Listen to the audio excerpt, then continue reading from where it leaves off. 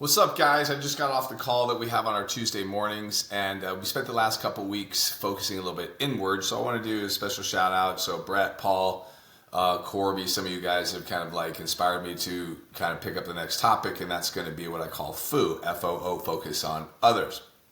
And this is a principle that cuts through, kind of cuts against your natural primal instincts of survival, of how we're wired, and your pride and your instinct to dominate and control. But as men who lead and build and protect and carry the weight, we naturally put the focus on the mission, and often that mission becomes us. It's primal, right? Take care of me first. Our goals, our schedules, our frustrations, our needs, our egos, and the truth is simple: that listen, self-focus is the default setting of a man who's trying to survive. Others focus is the mindset of a man who's trying to serve. So I'm going to say that again. Here's a very simple truth. Self-focus is the default setting of a man who's trying to survive. Others focus is the mindset of a man who's trying to serve. But serving, putting others first, that's not easy. Sounds easy. Sounds like what we want to do. Sounds like how I want to tell people. Sounds, I want to be thought of that way, puts others first. I want to be thought of as the greatest teammate.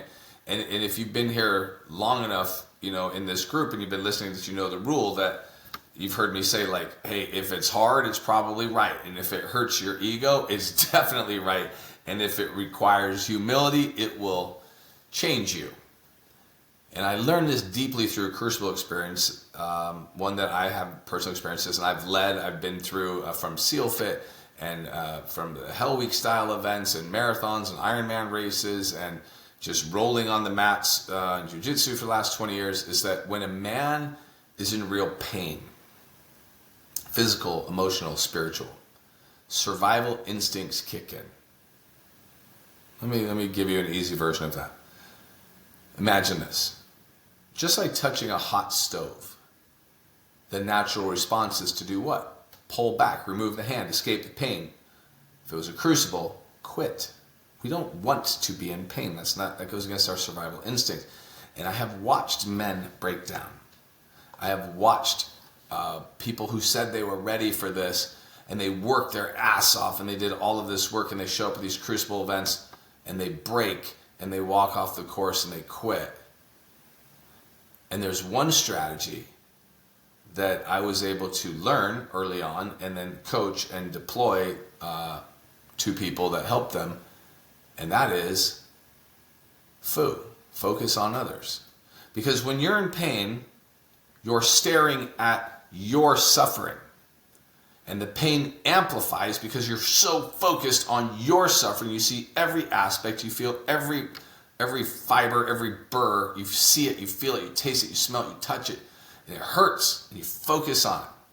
You feel every step. You feel every breath during the crucibles. Every doubt that comes in your mind gets validated and gets like concreted in. But the moment, and this can happen instantly, the moment that you shift your attention to helping the man next to you, checking on him, encouraging him, lifting your head to see who needs support, your mind can't focus on two things at once. Me, others. Me in pain. If I focus on me in pain, I become in more pain. Me in pain. Others are in pain. If I focus on others, I'm not focusing on my pain. And here's the key. Other people's problems don't hurt you. This hurts me. I look over here. I can be of service. I can be of help over here. It doesn't hurt me, right? This is empathy in motion. This is leadership under pressure.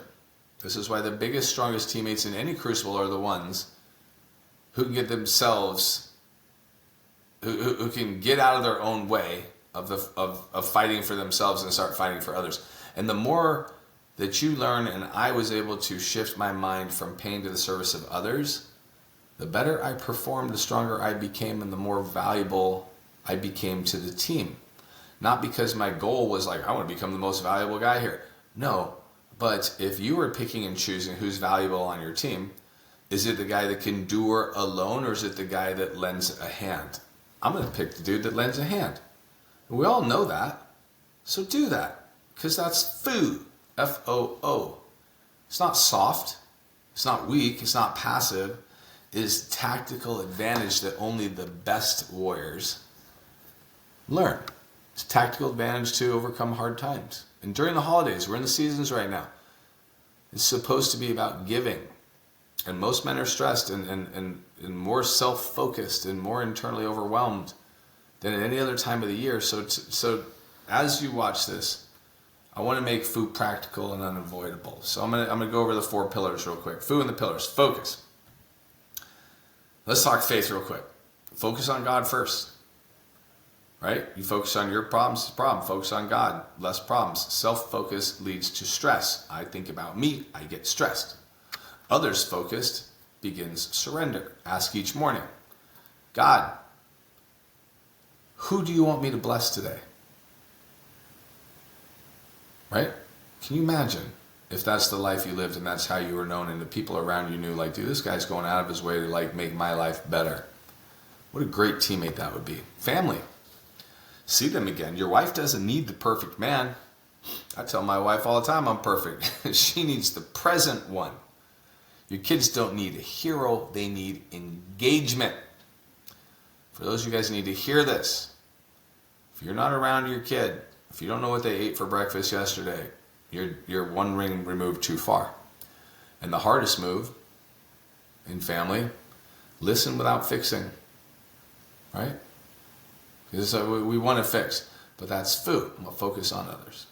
Fitness. Man, how do I do it in fitness? This is strength for service. Listen, your body is a tool for purpose, and the stronger you are, the more capable you become at serving others. And when training gets hard, bring food into the gym and shift from I'm tired to who am I becoming for others? Instant power. This is a Derekism. I don't like going to the gym every day. I'm 53 years old. I have nothing to prove. Look at all this shit behind me.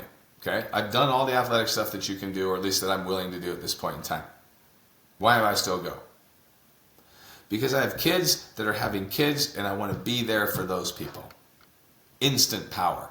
And anybody that doesn't feel that way hasn't actually put themselves in that scenario. So, if you don't feel like doing it for you, do it for somebody else. Cool? Finance. Bless, don't impress. The greatest financial moves aren't about flexing, they're about blessing. Generosity is sacrifice, not dollar amounts. Ask, how can I use what I have to make somebody else's life easier today, especially during the holidays? So here's the holiday challenge, food daily for the next 2 weeks. Choose one active day to put somebody first. It could be your wife or your kids, a stranger, or a coworker. Hold the door longer than you want to. Send a message of gratitude to somebody that you don't like. Choose patience when anger arises. Buy somebody's coffee behind you in line that will never know it was you. Serve when selfishness feels justified. Every act widens the gap between the man that you were and the man that you're becoming. One step at a time. Because a man who can look past his own discomfort to lift somebody else becomes unstoppable. And food isn't weakness, though. I want to make sure that you're not seeing that as weakness. It is disciplined masculinity. It's what makes you a better teammate, a better husband, a better father, a better leader. And the miracles follow movement, and the miracles follow men who focus on others. So let's get to it. Let's go do it. Love you guys. Talk soon.